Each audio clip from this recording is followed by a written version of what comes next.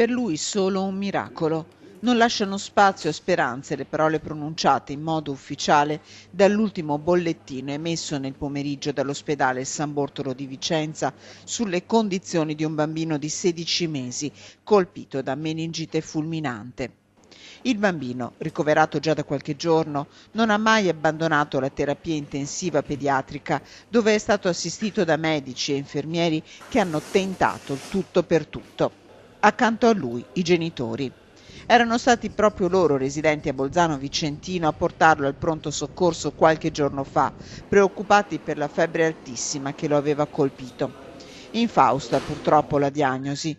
Il bambino è affetto da una meningite da pneumococco. Secondo i sanitari si tratta di una forma non contagiosa, non esiste quindi alcun pericolo per chi è stato a contatto con lui. Già in tarda mattinata le notizie non erano confortanti. Alle 16 i medici hanno attivato la commissione per la dichiarazione della morte cerebrale del piccolo.